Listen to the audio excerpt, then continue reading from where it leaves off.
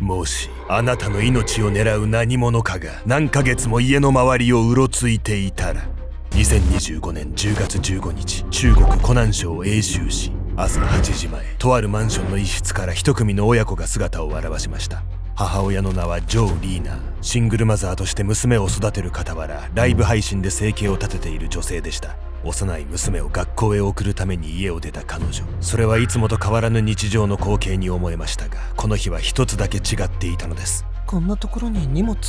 靴箱の上には覚えのない段ボールの小包が。そしてリーナーがそれを手に取った瞬間、その荷物は爆発。重度の火傷を負った彼女は緊急搬送されます。恐ろしいのはその爆弾を置いた人物の正体。それは配信活動をしていたリーナーにガチ恋したファンだったのです。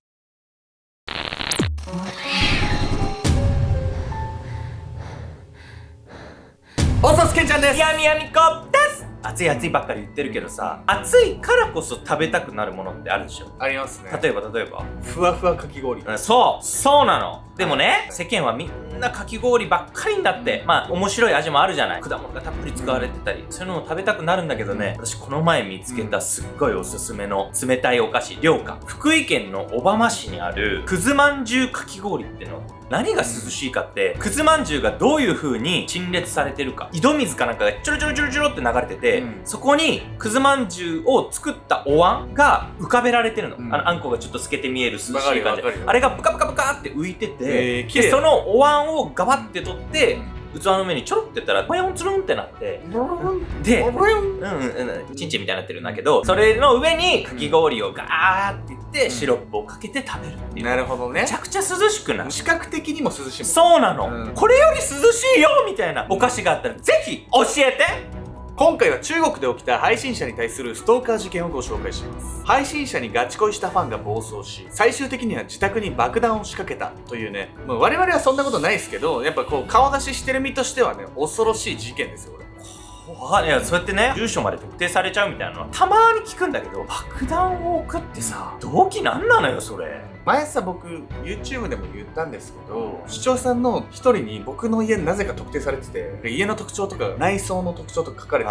て、一個だけ僕の住所を見つける方法があるんですけど、これ言うともうバレちゃうんで言わないですけどわざわざそんなことまでして家特定したんだと思いましたよ。この男ね、最初はただ静かに配信を見るだけの普通のファンだったんです。それがどこで一線を越えたのか、何がそうさせたのか、深掘りしていければと思います。重傷を負い病院へ搬送された女性。爆弾を仕掛けたその男の正体に彼女は戦慄するんです。玄関先の爆弾。2025年10月15日、中国湖南省永州市、病院に一人の女性が搬送されました。彼女の名はジョー・リーナー。リーナーは顔や腕など上半身を中心にひどい火傷を負っており、体の至る所が真っ赤に腫れ上がった状態。すぐに傷口を洗浄する処置が行われますが、まるで金だわしをすりつけられるかのような激痛にもだえ、彼女はやがて昏睡状態に。そして病室でリーナーが目を覚ました後、警察が事情を尋ねると彼女はこう答えます。家に届いた荷物が爆発したんです。その荷物は一体誰から送られたものなのか。警察が彼女の自宅のインターホンの映像を確認すると、前日の夜そこに映っていたのはフードを深くかぶりマスクで顔を隠した不審な人物。その映像を見せられるとリーナーは思わず言葉を失います。なぜならその人物は彼女の元ファンだったから。実はリーナーは中国版 TikTok ドウィンで約8万人のフォロワーを持つライブ配信者。彼女は配信活動の中でリュウ・ヨンちゃんという27歳の男と知り合いました。カメラに映っていた男は体型とその歩き方からヨンちゃんで間違いないように思えたのです。体型と歩き方だけでわかるって、それだけ何度もリーナの前に現れてたってことよね。それはもうしつこいくらいに彼女の周囲をうろついていたんです。出会った当時のヨンちゃんはリーナーに危害を加えるような人物には見えませんでした。その関係性はどこから狂ってしまったんでしょうか。画面越しの出会い。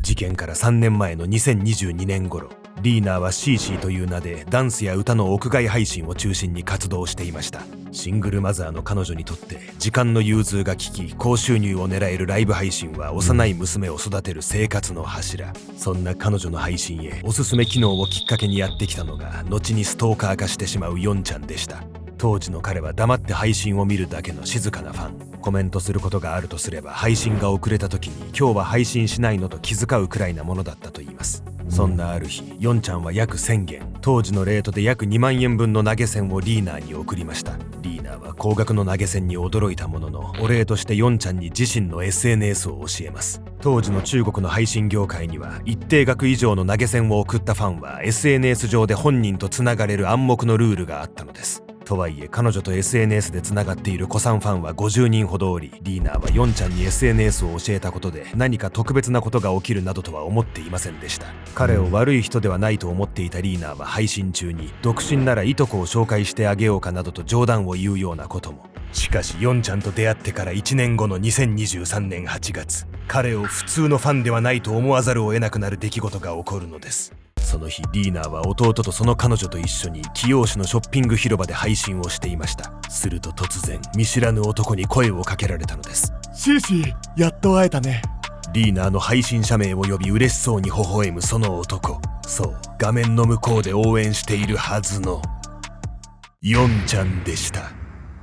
ヨンちゃんは配信中の映像からリーナーの居場所を特定し、そこへやってきました。居場所を教えていないにもかかわらず会いに来たヨンちゃんの行動に動揺を隠しきれずにいたリーナー。しかし長く応援してくれている以上彼を無下にはできません。弟やその彼女が一緒だったこともあり、その場はヨンちゃんに誘われるまま食事へ行くことに。それからわずか2日後、リーナーの SNS にヨンちゃんから信じられないメッセージが届きます。結婚を前提にお付き合いしてほしい。このまま2人で話を進めてもいいし、なんなら仲人を立てて正式に君の家へ挨拶に行ってもいい。ヨンちゃんは彼女と一度会って食事をしただけにもかかわらず16万元、日本円換算で約320万円の結納金を用意したとまで言ってきたのです。居場所も教えてないのにいきなりファンがやってきて、しかも求婚までされるってさ、怖いことだってなんでわかんないの？それどころか喜ぶとまで思ってんのが信じらんないわ、本当に。ヨンちゃんの中ではね、食事をした時点で相思相愛だと思い込んでいたのかもしれません。2日前まで会ったことすらなかった相手からのあまりに唐突な申し出。リーナーは背筋に寒いものを感じつつ、自分には離婚歴があって子供もいるからあなたにはふさわしくないと断ります。それはヨンちゃんを刺激しないよう最大限に配慮した返答のはずでした。しかしその返答はヨンちゃんにはあなたと結婚することに負い目を感じていると伝わってしまったのかもしれません。彼はリーナーの返答を拒絶とは捉えなかったのか、後日彼女の実家を特定し牛乳を手土産に説得しにやってきたのです。リーナーはこの時ライブ配信中ということもあり、ヨンちゃんの対応を母親に任せました。すると本人が一切顔を出さなかったことに憤慨した彼は帰り際、配信中のリーナーの姿を盗撮。彼女の顔や体型を醜く加工してネット上にばらまき、口汚く誹謗中傷したのです。ヨンちゃんはリーナーに投げ銭をしたことのある他のファンを特定しては、あの女は投げ銭を騙し取っていると悪口を吹き込みました。さらにリーナーの SNS にも次のような書き込みが並ぶように。こんなに応援したのに一般客以下の扱いかよ。結局女性ライバーってのは一番金を積んだ男のものになるんだよ。ヨンちゃんはそう言ってリーナーを罵りますが、その言葉の割に彼がリーナーに投げ銭をしたのは SNS でつながるための1回きり。1000元という額は確かに少なくないものの、ヨンちゃんは他の配信者にも同様の額の投げ銭をしており、リーナーだけに突っかかってくるのはお門違いでした。迷惑行為を繰り返すようになったヨンちゃんに、それまでは言葉を選んでいたリーナーもはっきりと拒絶を伝えます。私があなたと付き合うことは絶対にありません。そしてヨンちゃんを SNS からブロック。関係を完全に断ち切るため、運営の手数料が引かれた分の投げ銭と彼との食事代を足した600元をヨンちゃんに返金したのです。するとヨンちゃんは言いました。金持ってんだろ、もっと送れよ。リーナーはよくて1日約2万円、悪い日は4000円という不安定な収入の中、娘の養育費などもあり、決して余裕があるとは言えませんでした。それでも関係が断ち切れるならと捻出したお金にさえ、ヨンちゃんは文句を言い執着を続けたのです。そもそも投げ銭ってものはさ、配信とかその人のやってることとか存在に価値を感じて、それを応援したい、支えたいという気持ちで送るものだと思うのよ。なのになんか見返りを求めてるというかさ、お近づきになれるって思ってるところがずれてる。それがね、この世の中にはこう投げ銭をしたから自分は特別だって思い込む人もいるんです。悪いかっていうと僕はいいと思うんですよ。だって僕らも実際すごいスパチャとかいただいたら、もちろんしなくても覚えれるようにしてますけど、よりなんかこう覚えるし印象もつくじゃないですか。ただなんかそこから一線を越えるっていう人はちょっとやっぱどうなんでしょうねとは思いますけどね。そういう人に対してね、期待と違って反応すると本当に怖いんです。というわけで本日のメドラーキーワード、インジャスティスコレクターについて。インジャスティスコレクターとは、自分が受けた不当な仕打ちを忘れず何年も心に溜め込み続ける人のこと。この不当な仕打ちには本人の思い込みも含まれます。根本にあるのは、自分は特別な扱いを受けて当然だという特権意識。女性ライバーは一番金を積んだ男のものというヨンちゃんの書き込みはまさに特権意識がむき出しになった一言でした。危険なのはこの特権意識が裏切られた後のこと。インジャスティスコレクターは自分は特別だという感覚と現実のズレを受け入れられず、拒絶されれば侮辱された、裏切られたと受け取ります。傍から見れば断られて当然の状況でも、本人の中にはひどいことをされたという記憶ばかりが積み上がり、自分は被害者だと思い込んでいく。こうして脅迫や誹謗中傷、暴力などが正当な復讐にすり替わってしまうのです。初対面で求婚なんてされたら断って当然じゃない。でもヨンちゃんの中ではひどいことをされた被害者っていう捉え方になってたんだよ。そう考えるとその後の行動にも説明がつくんです。溜め込んだその恨みは表立った犯行へつながってくるんです。そしてそれらの犯行がヨンちゃんによるものだとリーナーは全く気がついていなかったんです。不運の正体。求婚を受け入れなかったリーナーへ恨みを募らせ誹謗中傷を繰り返したヨンちゃん。投げ銭を返金しても彼の怒りは激しさを増すばかりでした。そしてここからヨンちゃんは4回にわたって彼女の命を狙うのです。ヨンちゃんの付きまといが始まって2年が過ぎた2025年5月、リーナーはその日実家の店舗でライブ配信をしていました。その最中、リーナーがいた付近の天井が突如として爆発。木や鋼鉄の破片が辺りに飛び散ります。この時照明用に立てていた傘が盾となり、早口言葉みたい。この時照明用に立てていた傘が盾となり、彼女は幸い無傷。しかし傘には鉄筋が突き刺さっており、一歩間違えれば命に関わる大怪我を負っていたかもしれません。天井に仕掛けられた爆弾はヨンちゃんが自作したものでした。前日の深夜に店へ忍び込み爆弾を設置した彼は配信映像でリーナーの位置を確認しながら遠隔起爆したのです。爆発で辺り一帯は停電。駆けつけた電力会社の作業員はリーナーやその家族にこう警告したといいます。これは人為的な爆発です。誰かの恨みを買っていませんか？しかしこれを老朽化による電気設備の故障だと考えていた家族は、電力会社側が賠償金を逃れるために嘘をついていると思い込みました。いくらリーナーがヨンちゃんの恨みを買っていたとしても、さすがに爆弾を仕掛けるとまでは想像できなかったのでしょう。それから3ヶ月後には配信を終えた彼女の車のタイヤの下に釘が仕込まれていたことも。その釘はどの向きで踏んでも突き刺さる巻き菱のような形状のもので、タイヤをパンクさせるためにそこに置かれたことは明白でした。リーナーはこれも運が悪かったと流します。しかしヨンちゃんとしては走行中の大事故を狙ったものだったのです。さらにこの2ヶ月後にはリーナーとその娘の寝室に外から骨をも溶かす腐食性物質が大量に散布される事件が起こります。その日は娘がたまたま実家に預けられていたために無事でしたが、ヨンちゃんはわざわざリーナーと娘がベッドに入る時間を狙って共用部からそれを噴射したのです。この時彼は巧みに監視カメラを逃れており、その姿は確認できませんでした。そのためリーナーは物騒なこともあるものだと片付けますが、本当は自分の命を執拗に狙っている者がいることを認めるのが怖かったのかもしれません。恐ろしいのはヨンちゃんのこれらの襲撃に司法制度上の不備が利用された側面があること。彼は以前からリーナーの実家の店舗は知っていましたが、彼女の自宅を知ったのは誹謗中傷の訴えを受けた際の起訴状と調停書を通してでした。ストーカー化していた彼に被害者の住所がそのまま送られるというあまりに迂闊な手続きが行われていたのです。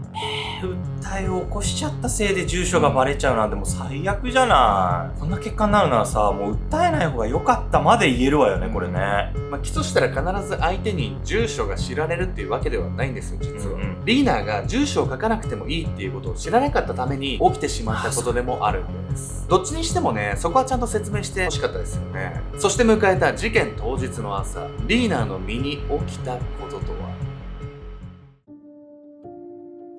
2025年10月15日の朝8時前、リーナーはいつものように5歳の娘にリュックを背負わせ玄関ドアを開けた。あれ？こんなところに荷物が届いてる。靴靴箱の上には見覚えのない段ボールの小包が。彼女は送り状を確かめようとその箱を手に取った。その時だった。突如として閃光が走り、リーナーは焼けるような痛みを覚えた。その痛みは10秒ほどで顔と首を数万匹のアリに噛まれているような激痛に変わった。荷物を持っていた両腕はしびれて動かない。